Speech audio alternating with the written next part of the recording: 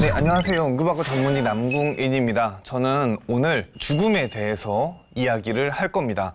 저는 응급학과 전문의로 현장에서 계속 일을 하고 있고 자연스럽게 나이 드신 분들 그리고 이분들이 죽음으로 향해 가는 과정을 많이 보게 됩니다. 그래서 저에게도 상당히 많은 질문을 하십니다. 이 죽음이 어떤 것인지, 죽음으로 향해 간다는 게 어떤 것인지. 하지만 막상 제가 응급실에서 보는 환자분들은 그렇게 죽음에 대한 준비가 되어 있다든지 그런 나이듦에 대한 어떠한 대비가 되어 있지 않은 경우들 너무 많이 봅니다. 우리는 정말 죽음에 대해서, 이 나이에 대해서 공부하고 직면해야 된다. 오늘 그런 말씀을 조금 드리고자 나왔습니다. 자, 일단 여는 질문을 하나 드리겠습니다. 제가 이 질문을 저희 레지던트들한테도 했는데 다 못 맞췄어요.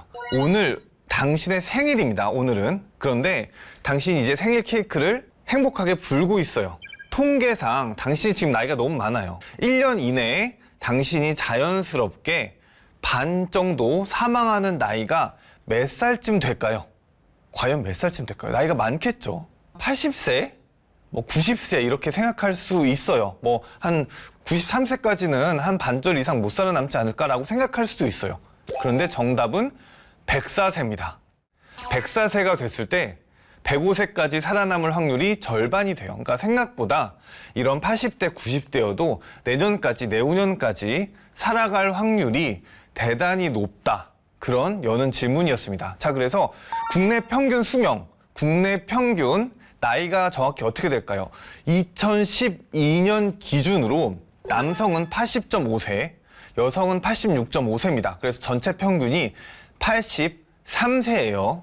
근데 2011년에는 이게 80.5세였습니다. 그래서 10년 만에 3살이 늘었어요. 10년 만에 평균 수명이 3년이 증가했습니다. 근데 이 증가 추세는 상당히 가파릅니다. 1970년에는 62세에 죽었고 지금으로선 사실은 상상이 안 가죠. 지금 62세는 상당히 젊잖아요. 그리고 1980년에는 66세, 1990년에는 71세, 2000년에는 76세 이런 식으로 실시간으로 증가하고 있습니다. 실시간으로. 그래서 충격적인 사실이 1936년 지금부터 100년도 안 됐어요.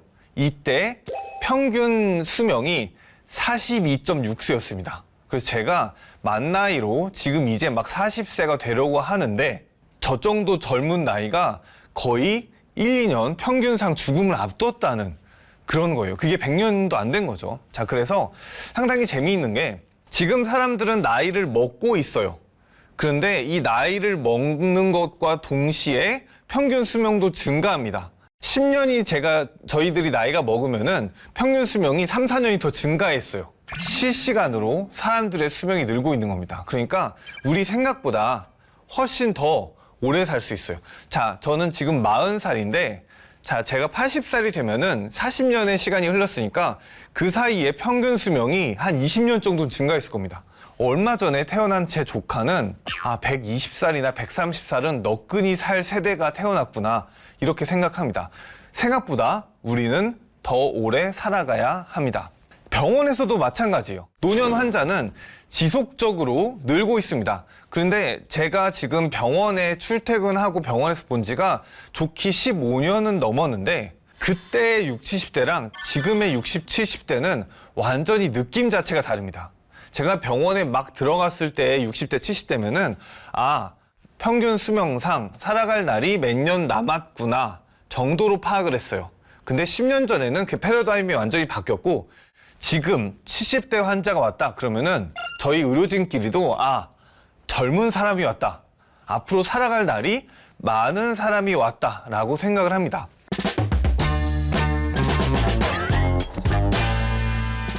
하지만 현실적으로 이 60, 70대가 돼도 물론 그 느낌상은 젊어요. 하지만 나이가 든 채로 살아가는 일은 일반적으로 힘든 일입니다. 뭔가 문제들이 사실은 없지 않아요. 젊은 사람에 비해서. 그런데 이 없지 않음을 우리가 직면하고 준비하고 있는가는 정말 질문을 던져볼 문제입니다. 자, 일단 노인이 될수록 의학적으로 모든 병의 이 확률이 높아져요. 자, 몇 가지만 예를 들어도 뭐 관절염들, 일단 염증이 생기면은 더 빨리 안 나을 뿐더러 우리가 이 쓰는 관절이란 것들이 그냥 영구히 쓸 수 있게 만들어지지 않았어요. 이 관절이 70년에서 80년 이상 쓰면은 당연히 아프고 탈이 나게 됩니다. 이 관절 자체가 그렇게 오래 못 버티게 애초에 태어났어요. 그리고 궤양들이라든지 상처들도 더 많이 생기고, 기본적으로 이 허리라는 게 80년에서 90년 정도 이 인체 체중을 다 감당하고 있어야 돼요. 우리가 두 발로 직립 보행을 하니까요. 그래서 허리 통증도 대부분 나이가 들면서 다 생깁니다. 그리고 이게 정말 미치게 하는 대소변에 문제가 있어요. 나이가 들수록 이 변실금 혹은 지독한 변비 혹은 소변을 못 봐요. 혹은 소변을 너무 자주 봐요. 이 자율 그 기능이 떨어질 수밖에 없거든요. 근데 이 대소변이 삶의 질과 그런 인체의 존엄과 직결됩니다. 이런 문제들이 대부분 나이가 들면서 다 생겨요. 그리고 각종 감염들, 그 다음에 쉽게 이 감염에서 폐혈증으로, 사망률이 높은 폐혈증으로 이어지는 이 문제들, 그리고 젊은 나이 때는 이 낙상이라든지 어디서 넘어진다는 게 문제가 되지 않는데, 노년기 때는 넘어져서 어디 뼈가 부러지고 이런 문제들이 그냥 바로 치명적으로 이어집니다. 그리고 인생 막바지에 정말 무서운 치매죠. 이 치매는 이 인간으로서의 기능을 잃어버리고 뭔가 기억이라든지 의식 자체가 사라져서 그 전에 우리가 알던 사람이 아니게 되는 그 인생 막바지의 병이죠. 이런 것들이 전부 다 확률이 높게 오게 됩니다. 그러니까 전반적으로 이 나이가 들수록 우리에게는 더욱 불편한 삶이 기다리고 있을 수밖에 없게 돼요. 자, 그래서 건강 기대 수명이라는 개념이 있습니다. 아마 잘 아실 거예요. 얼마나 건강하게 독립적으로 살아갈 수 있는가. 건강 기대 수명의 반대말은 앓으면서 살아가는, 누워서 누군가에게 보살핌을 받는 그런 수명이죠. 사실은 평균 수명보다 건강 기대 수명이 더 중요하다, 이런 이야기들을 의학계에서 많이 하고 있습니다. 그래서 이 건강 기대 수명이 얼마나 늘었는지를 저희 의료계에서 연구를 했는데요. 수명이 증가함에 따라서 당연히 건강 기대 수명도 늘었어요. 하지만 이 수명만큼, 우리의 기대만큼 많이 늘진 않았습니다. 결국은 이 의학이 독립적으로 노인들을 더 건강히 살게 해준다기보다는 고통을 받으면서 오래 살아가는 그런 방식의 건강 그 수명이, 평균 수명이 늘었습니다. 이런 통계도 있어요. 자, 그래서 노인의학이라는 거를 아주 활발히 연구를 하고 있습니다. 일단 기본적으로 우리 노인들은 조금 성격이 많이 변화해요. 때로는 뭔가 수다스럽기도 하고, 때로는 너무 과묵해지기도 하고, 때로는 조금 뭐 변덕스럽기도 하고 등등의 이런 성격의 변화들, 주변에 노인이 있으면 다 아마 이해를 하실 거예요. 그리고 이 노인이 될수록 젊은 사람에 비해서 병원 이용을 대단히 많이 해야만 합니다. 거의 노인들이 이 의료보험 비용이라든지를 대다수를 차지하고 있어요. 젊은 사람들은 병원 한 번 가는 것도 드문 일인데, 노인들은 거의 뭐 병원에 출퇴근하듯이 다닌다. 저희가 이런 표현도 쓰거든요. 병원 이용이 대단히 많이 증가합니다. 그리고 질병도 많아지고, 우리가 의학이 세분화돼 있어서 다양한 과에서 치료를 받게 되는데, 이것들이 치료가 겹치면서 뭔가 스케줄이 겹친다든지 치료제가 사교작용을 하기도 해요. 그러면서 검사를 또 엄청나게 많이 하죠. 그 병원 가서 검사하는 것도 큰 일입니다. 게다가 이것들을 종합해서 한 명이 주치의가 있는 게 아니라 다양한 의사들이 보니까 완벽히 이 사람에게 맞는 적당한 치료 방법을, 최선의 치료 방법을 찾기가 어려워요. 심지어 찾았더라도 이것들이 실시간으로 많이 변합니다. 또한 신체적으로 능력이, 컨디션 자체가 안 좋으니까 갑자기 상태가 많이 나빠져요.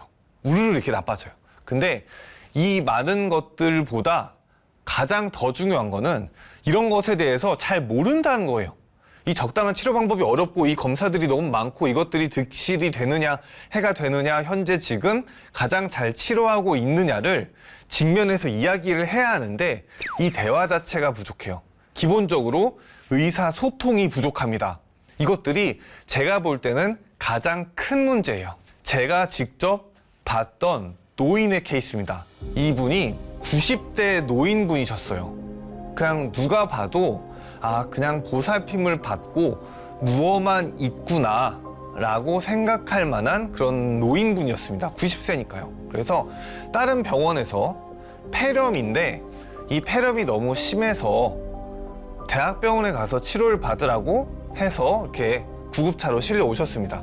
그래서 누웠어요. 그래서 저희는 환자를 보고 그냥 아, 폐렴이구나, 폐렴이겠지 하고 검사 결과를 봤더니 실제로 폐렴이 심해서 입원해야 되더라고요.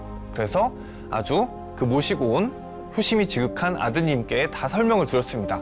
자, 이게 폐렴이고 이 부분이 하얗게 보이는 데가 폐렴이고 치료는 어느 정도 해야 되고 경과는 어느 정도고 위험성은 어느 정도고 어떤 약제를 쓸 거고 기간과 비용은 어떻게 나옵니다. 다 설명을 했어요. 그래서 보호자분이 다 동의서에 훌륭히 사인을 하고 병원 프로세스가 완벽히 완료가 됐습니다.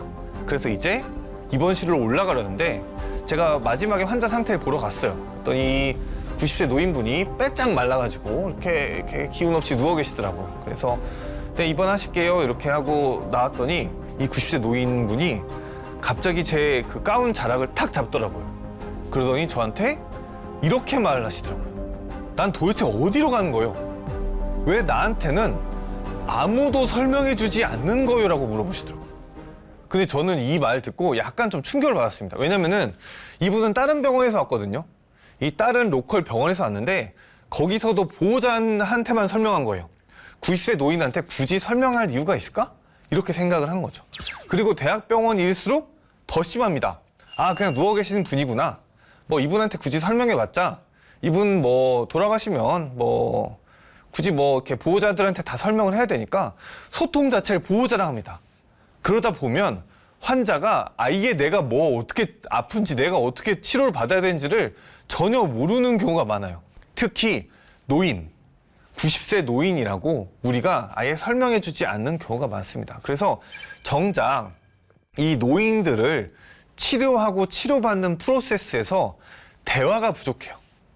그래서 노인들이 막상 자기가 어떻게 아픈지 어떻게 되고 있는 건지를 모르는 경우도 대단히 많이 생깁니다. 하지만 우리가 뭐 당연한 얘기지만 이 노인분들이 돌아가실 때까지도 존엄하고 인격이 있고 자신의 치료에 대해서 알아야 하는 그런 분들이에요.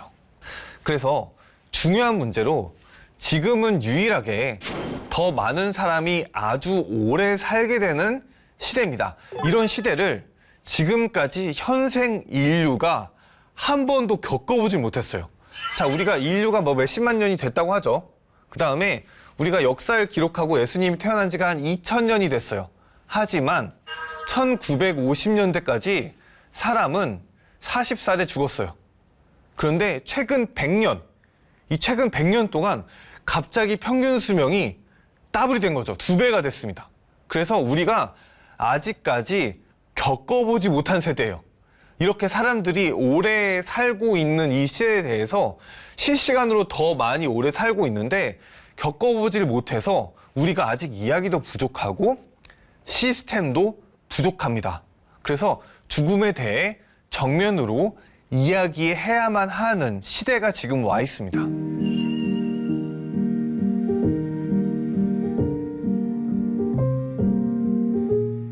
자, 그런데 사실 이 노인의 이미지가 상당히 부정적이에요. 우리가 유사 이래로 많은 예술 작품이 있었습니다.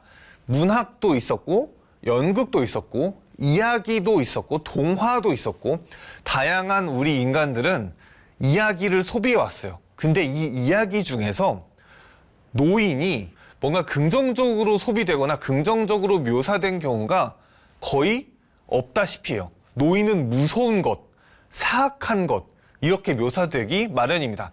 자, 우리 마귀 할멈 이런 얘기 많이 하죠. 저기 마귀 할멈이 있어. 근데 이 마귀 할멈이 그냥 사실은 나이가 들었다 밖에 없어요. 죄는 나이가 들었다 밖에 없습니다. 이런 셰익스피어라든지 디킨스라든지 이런 유명 소설들이라든지 문학들도 노인들은 이 젊은 주인공을 탐욕스럽게 방해한다든지 멍청하게 뭔가 이 앞길을 가로막는다든지 이런 역할을 합니다. 그래서 노인의 이미지는 우리가 언론만 봐도 알 수 있어요. 언론과 정치인들 얘기하는 거, 그리고 사람들이 이야기하는 것들. 자, 지금 고령화가 가파르게 진행되면서 어떤 얘기를 해요, 우린? 정치인들 얘기하는 거. 야, 이 부담을 어떻게 책임질 거야? 인구의 시한폭탄이 온다. 일단 이미지가 대단히 나쁘죠? 자, 이거 지금 사람들이 나이가 들어가는데 어떻게 대처할 거냐를 얘기해요. 일단 기본적으로 이 비경제 인구라는 말로 노인을 표현하는데 이것들이 노인은 뭐 아무것도 지금 할 수 있는 게 없다. 누워만 있다. 우리가 기본적으로 돌보기만 해야 된다는 전제가 전부 다 깔려 있어요. 그래서 대학에 가도 대학생들도 이렇게 배워요. 자, 노인, 이 고령화 시대를 어떻게 대처할 것인가를 배워요. 이 노인들이 아직 팔다리가 멀쩡하고 의식도 멀쩡하고 다 사회적 지위가 있고 그 다음에 기여할 수 있는 방안이 있는데 그거를 모색하기보다는 그냥 대처를 한단 말이에요. 게다가 우리가 이런 식으로 비경제 인구라고 부르고 뭔가 아주 그 노인을 비하하는 단어들이 대단히 많이 있죠. 이런 얘기를 하다 보니까 저들은 세상이 다르다. 우리랑 다른 인간이고 어떤 정신이 온전하지 않다가 우리 그 머릿속에 박혀있게 돼요. 그러다 보면은 아, 옆에 노인이 앉아있는데 무서워. 뭐 이런 방식으로 이미지가 소비되기 마련이거든요. 이러면은 세대 간 의사소통에 문제가 발생하고 사실 이런 것들이 우리 문제의 시작일 수 있어요. 불과 100년 전의 도표예요. 우리나라에서 1934년에 평균 수명이 40대 초반이었으니까요. 제 나이면은 바로 곧 죽을 나이였어요. 자, 이때는 죽음의 이미지가 이렇습니다. 자, 10대 청소년에서 우리가 커서 바로 독립을 하게 되죠. 우리가 한 10대 후반, 뭐 10대 중반만 돼도 그 옛날에는 그냥 혼자서 어떤 독립 생활을 할 수 있는 어른이 됐고 결혼도 했죠, 그때.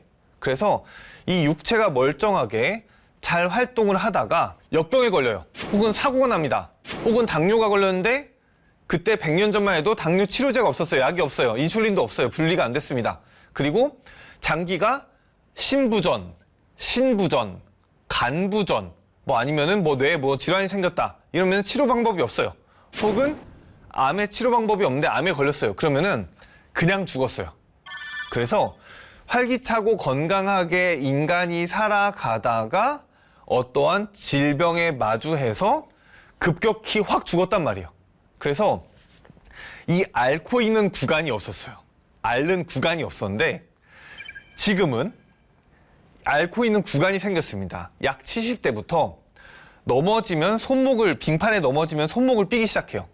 그러면은 이 재활이 한 2년 걸리고 평생 손목이 뻐근합니다. 그럼 기능이 저하됐죠. 그러다가 낙상을 해요. 그러면은 이제 못 걷고 못 움직여요. 그러다가 뇌출혈이 옵니다. 그러면은 말을 더듬고 기억을 잃고 근력이 약해져요. 그러다가 이제 관절 많이 써서 자리에서 일어나기도 힘들고 이렇게 보행기를 타고 다녀요. 그러다가 신부전이 오면은 애초에 걷지도 못합니다. 그러다가 치매가 오면은 이제 정신이 혼란해져요. 그래서 돌봄만 받고 기억을 잃어버리고 약간 어린아이로 회귀한 것 같은 이런 양상을 보이다가 죽어갑니다. 그러니까 건강하지 않은 인생의 시기가 대단히 길어진 거죠. 이 패러다임이 100년 내에 생긴 거예요. 100년 전에는 없었어요. 이 패러다임이. 100년 내에 생긴 거죠. 이걸 우리가 대처를 해나가야 합니다. 자, 그래서 문제들을 구체적으로 우리가 얘기를 해보자면 뭐 이런 것들이 있어요. 낙상 문제 대단히 심각합니다. 고관절 골절 이후 1년 이내 이 노인이 20%가 사망해요. 20%가. 그러니까 딱 이 침대에 떨어지는 순간 1년 이후에는 그 노인은 이 세상에 20%는 없어요. 게다가 고관절 골절이 되고 이후에 1년 이상 침대에 누워 있어야 되는데 이 와상 생활이 심폐 기능도 약화시키고 어떠한 염증도 만들고 욕창도 만들고 등등의 갖은 의학적인 문제를 만듭니다. 그래서 낙상으로 골절이 생기면 그 순간부터 사망률이 매년 11%가 증가해요. 큰 문제입니다. 큰 사회적 문제예요, 낙상이. 그런데 원인은 너무 복합적이에요. 한두 가지가 아니에요, 낙상을 일으킨 원인이. 자, 노인들은 일단 대단히 많은 질환들을 앓고 있게 되고 그것 때문에 약을 먹고 신체적으로 많은 위험에 처해지게 돼요. 자, 뭐 그냥 간단히만 얘기해 볼게요. 치매 약 복용을 했을 때 이 약이 어지러워요. 혹은 현기증이 날 수 있어요. 당뇨 신부전 치료제로 혈당이 낮아져요. 혹은 혈당이 높아져요. 혹은 그 혈압이 너무 낮아져요. 혈압이 높아져요. 이것들이 전부 다 인체에 부담을 준다든지 어지러움을 일으켜서 침대에서 넘어지면은 그게 바로 낙상이잖아요. 그리고 당뇨가 심해지면 백내장이 오고, 백내장은 눈이 안 보여요. 그러면 또 넘어지겠죠. 당뇨가 와서 신경이 손상되면 저리고 기운이 안 들어가요. 이것도 넘어지겠죠. 혹은 당뇨가 심하면은 이 신경계에 작용을 해서 일어날 때 갑자기 저혈압으로 띵 해져서 이것도 넘어져요. 그러면 이것도 낙상이 생기겠죠. 또 노년기에 항우울제를 많이 먹게 되는데 치매약에 많이 들어있어요. 이런 것들도 저혈압을 일으킵니다. 그리고 건강한 사람들 기준으로 만들어진 높은 문턱이라든지 지나치게 날카로운 책상 모서리라든지 어떠한 이 그냥 우리가 생활하는 공간 자체가 건강한 사람들 기준으로 되어 있어서 생기는 넘어짐도 있을 수 있어요. 이렇게만 봐도 너무너무 많죠. 너무너무 많아요. 그리고 이것들이 다 각자 복합적으로 작용할 수도 있어요. 하지만 우리 병원 가면 낙상 환자 이렇게 오면은 저도 그래요, 사실. 의사들은 조심하셨어야죠. 왜 조심을 안 했어요? 낙상하면 위험한데. 한 다음에 정형외과 의사가 하루에 공장식으로 수술을 하고 재활을 하고 그 치료하는 시스템만 많이 갖춰져 있어요. 이게 되게 큰 문제죠. 게다가 또 이런 자녀들이 그러면은 낙상이 위험하니까, 또 의사들이 낙상이 위험하니까 이렇게 얘기를 해요. 자전거 타지 마라. 빙판 생기면 걷지 마라. 여기 뭘 그렇게 거동하려고 그러냐? 왜 위험한 행동을 하냐? 근데 사실은 이들은 어린 아이들이 아니라 성인이란 말이에요. 근데 성인한테 이렇게 위험하다고 그렇게 신체 활동을 억제시키면은 이것들이 오히려 가혹하지 않아요? 그게 무슨 죄예요? 낙상할까봐 어디 그냥 밖에 길도 못 나가고 이러면 오히려 더 위험할 수가 있어요. 오히려 더 우울감도 가중시킬 수가 있단 말이에요. 이 종합적인 것들을 잘 고려해서 낙상에 대책을 세워야 되는데, 이 대책을 잘 취할 경우 일단 기본적으로 1년에 사망률이 11%가 높아지잖아요. 이것들을 줄일 수가 있어요. 당장 사람들을 더 건강하게 오래 살게 할 수 있고, 또 1년간 병원비로 1,000만 원 이상 나온다는 통계가 있어요. 딱 넘어진 순간 1,000만 원이에요. 이것들이 어떠한 역할을 끼치겠죠. 나쁜 역할을 끼칠 거예요. 그래서 낙상 문제, 이 간단한 문제, 뼈가 부러진 문제 하나만 해도 종합적인 고려와 케어가 필요한데 이런 것들이 대단히 부족한 상황이죠. 그냥 넘어지면 그 넘어진 사람을 책망하기 바쁩니다. 또 너무 많은 약을 복용하는 게 있어요. 저희 환자들도 왔을 때 약을 너무 많이 먹어서 저희끼리도 완전히 약국을 차렸다. 이 정도 먹으면은 이것만으로 이제 배부르겠다. 이런 얘기를 할 때가 많아요. 실제로 70대, 80대면은 10종 이상 먹는 건 그냥 일도 아니에요. 우리나라가 의료보험 제도가 좀 잘 돼 있는 편이고, 또한 의사들이 경제적 부담이 거의 없어요. 의료보험 제도 때문에. 그래서 각자 의사들이 어디 신경과 가면 신경과 약 주고, 정형외과 가면 정형외과 약 주고, 수당이내과 가면 수당이내과 약 주고, 호흡기내과 가면 호흡기내과 약 주고, 이런 거를 서로 고려하지 않고 확 받아버리니까. 게다가 한 병원에서만 받으면 이거를 확인을 할 수가 있는데, 각 병원을 돌아다니면 정형외과는 정형외과 전문 병원 가고, 심장은 수당이내과 병원 가고 이러면은 서로 알 수가 없어요. 그러다 보니까 약을 대단히 많이 먹는 경우들이 이렇게 생깁니다. 근데 이것만으로도 그냥 안 좋은 일이에요. 이건 한 예입니다. 무릎이 아파서 87세 할머니가 병원에 갔어요. 이 할머니는 대단히 건강한 할머니입니다. 그냥 평범한 87세 할머니예요. 그런데 진통제를 계속 먹으니까 진통제가 이부프로펜이 혈압을 높일 수가 있어요. 간혹 혈압을 실제로 높입니다. 그러면 의사는 이부프로펜을 쓸까 안 쓸까를 생각하는 게 아니에요. 혈압이 높아졌네? 혈압약 처방. 그러면은 암로디핀을 받았어요. 자, 이제 그러면은 이 혈압약 암로디핀의 부작용으로 발목이 부을 수가 있거든요. 그러면은 이제 병원에 다시 가요. 이부프로펜이랑 암로디핀을 먹고 있는데 발목이 부었어요. 그러면은 이것들을 줄이는 게 또 아니에요. 발목이 부었네? 이뇨제 처방.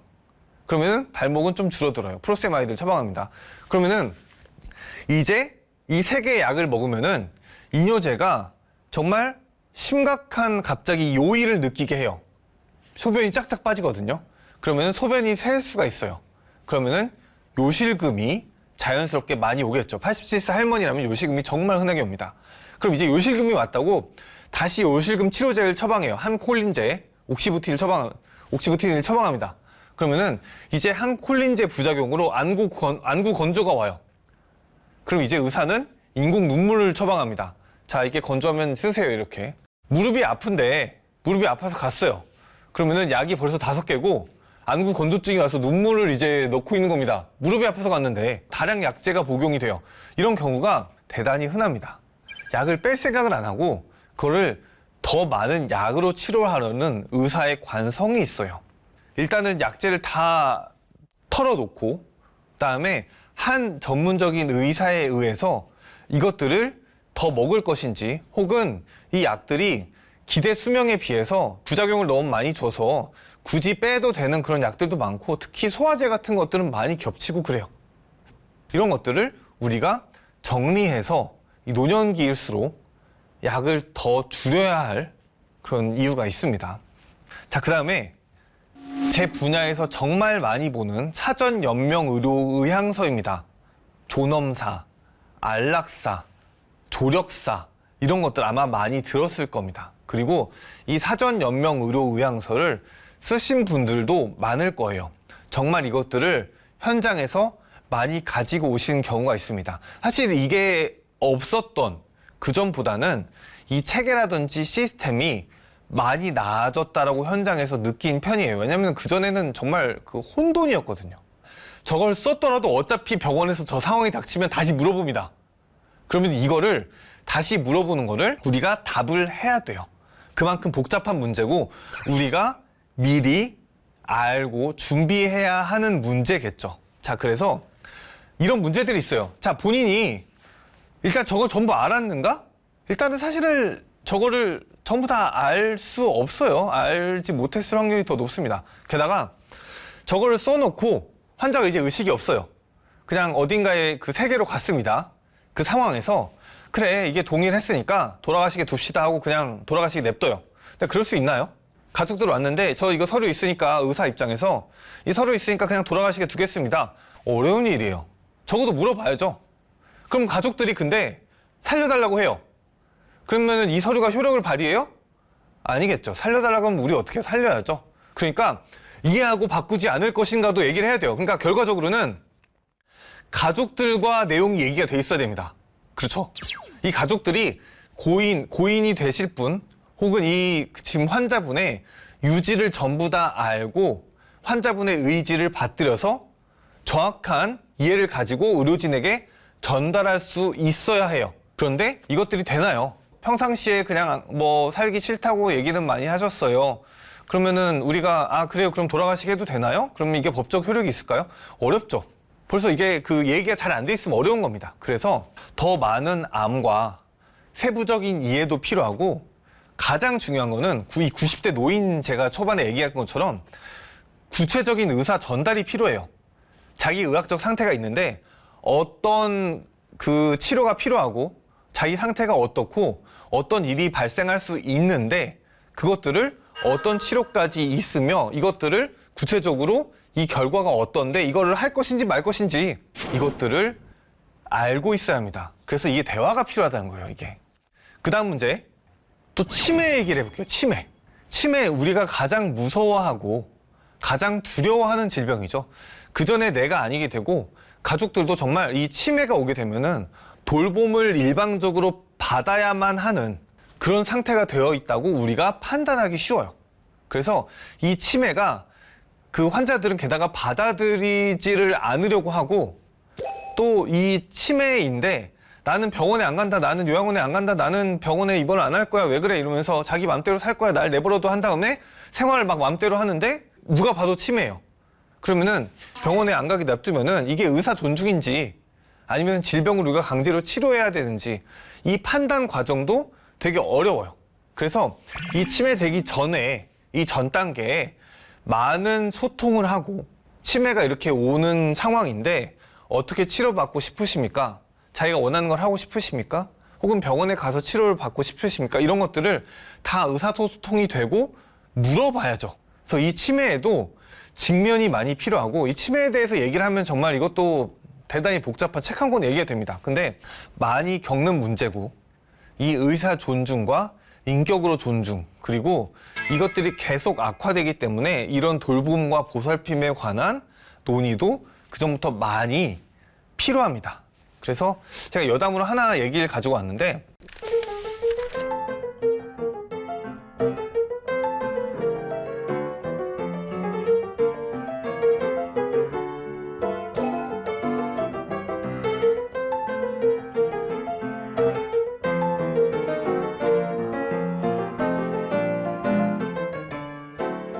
재밌는 이야기죠. 아주 자연스러운 어떤 구성원들 사이에서 진단할 수 있는 그런 방법이 치매라는 거예요. 자, 그리고 병원 치료 자체도 문제예요. 저도 이 병원이란 공간이 환자들에게 대단히 많은 고통을 주고 치료라는 명목으로 거의 잡아다가 거의 좀 어려운 이야기를, 어려운 그런 치료를 시키는, 그런데 동의합니다.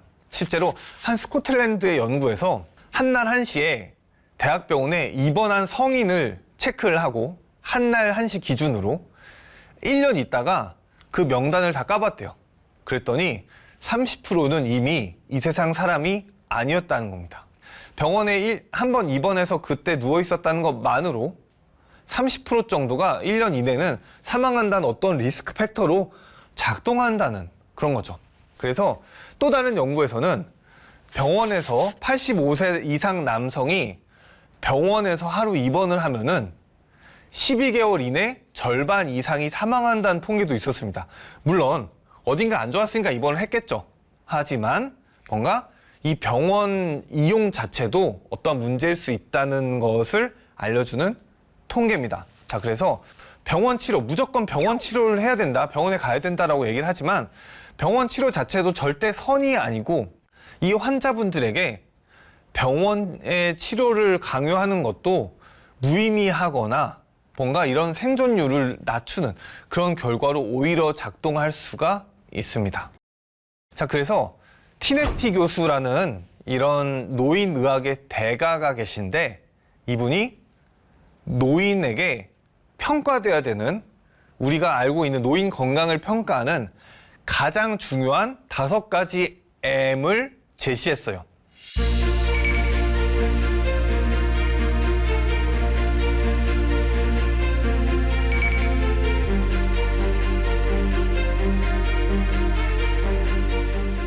첫 번째는 정신작용, 마인드입니다.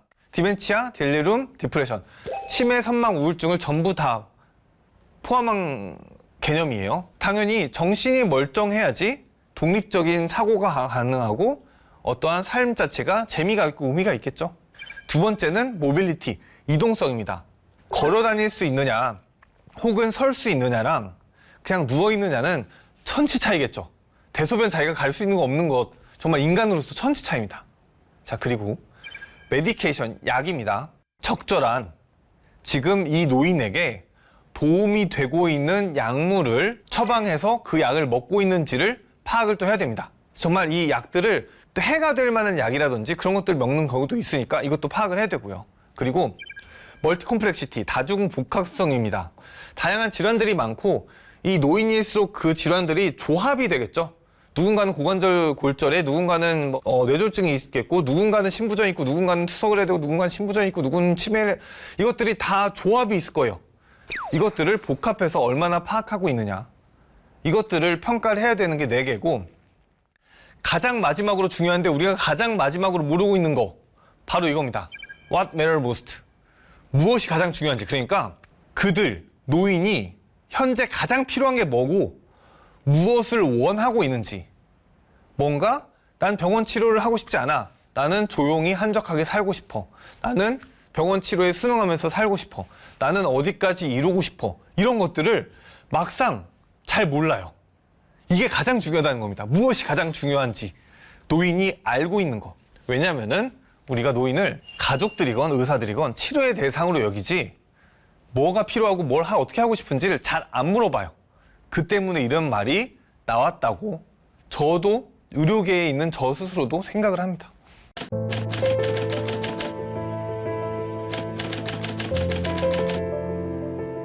자, 그래서 건강한 삶을 살게 하는 것들은 많은 팩터들이 있겠죠. 그러니까 건강한 삶을 노년까지 살게 하는 거는 노년부터 준비해서는 안 될 거예요. 젊었을 때부터 다 준비가 돼야겠죠. 이런 것들이 금연, 담배를 노년기에만 끊어도 금연은 그래도 효과가 있습니다. 그런데 젊었을 때부터 끊으면 당연히 좋겠죠. 그리고 위험한 약물, 진통제를 남용한다든지 뭔가 정신에 영향을 주는 마약성 진통제를 남용한다든지 그러면 안 좋겠죠. 그리고 80살, 90살까지 계속 오토바이를 타요. 그러면 위험하겠죠. 그리고 혈압이랑 혈당, 콜레스테롤 같은 것들, 이 수치들을 노년기보다 젊었을 때부터 더 건강을 유지를 하면 노년기에 갈수록 더 좋겠죠. 그 다음에 식단 자체를 습관적으로 콜레스테롤이 많은 건강하지 않은 식단을 먹는 것과 건강한 식단을 먹게 습관화가 돼 있는 그런 젊을 때부터 그런 사람들이 있겠죠. 적어도 습관화가 되어 있어야지 노년기에도 건강하게 먹을 수가 있겠죠.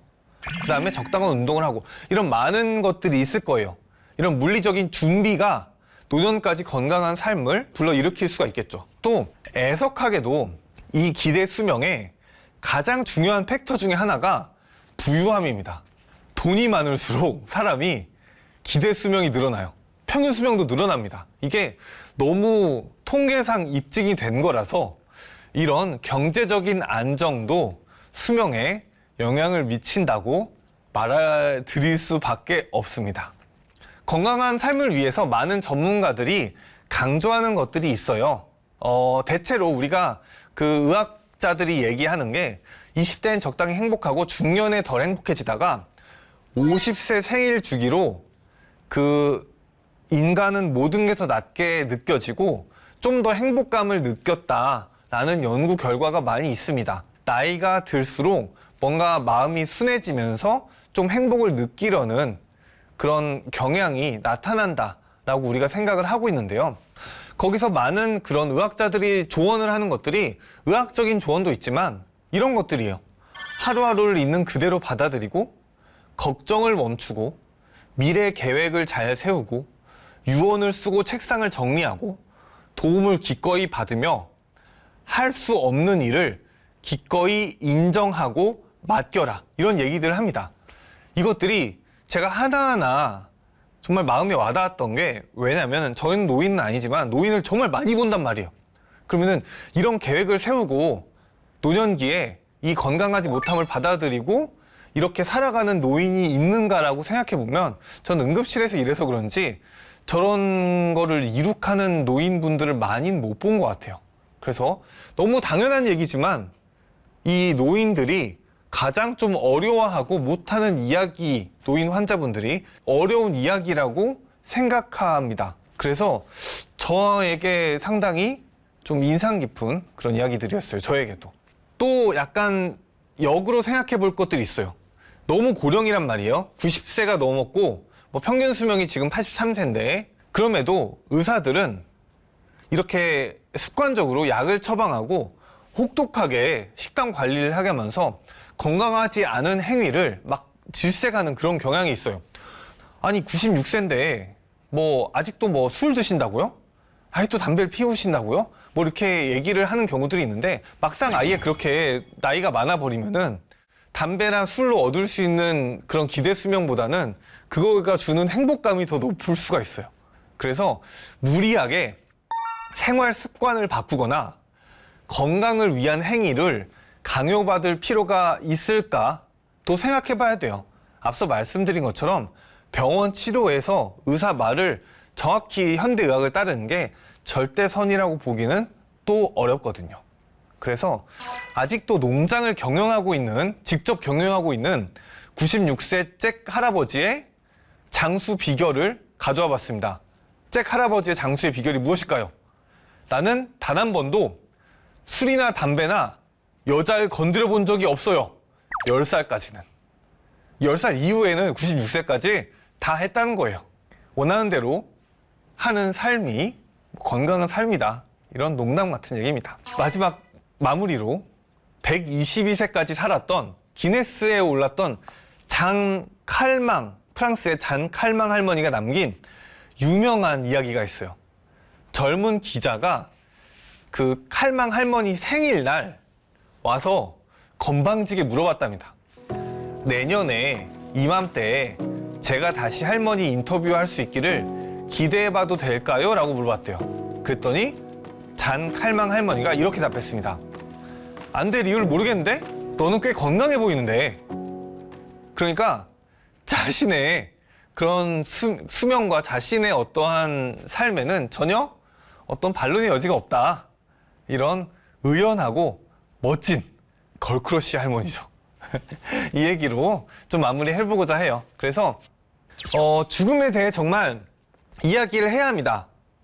연명의료의향서도 그렇고 치매도 그렇고 낙상도 그렇고 병원 치료를 받는 것도 그렇고 우리가 이야기할 수 있는 문제가 한두 가지가 아니에요. 어떻게 죽을 것인지가 이야기가 안 돼 있고 그냥 노인들은 치료받고 돌봄 받다가 일방적으로 죽어가요. 이런 현실 자체가 하나하나가 문제가 있고 그래서 우리는 이 새로운 시대를 맞이해서 나이 듦에 대해 공부하고 최대한 건강하게 살기 위한 방안을 본인과 가족이 젊었을 때부터 다각도로 생각해와서 죽음이 준비되어 있어야 합니다. 그런 것들이 현 시대에 많은 사람들이 나이 드는 이 시대에 대단히 중요한 문제라고 생각을 해요. 그리고 마지막으로 덧붙여서 병원과 의료계의 패러다임도 조금 환자를 세심하게 돌보고 의사를 받아들이고 무엇을 가장 이 환자분이 중요하게 여기는지 물어봐서 그에 따른 대처와 그에 따른 치료를 하는 패러다임의 변화도 필요하다는 생각을 합니다.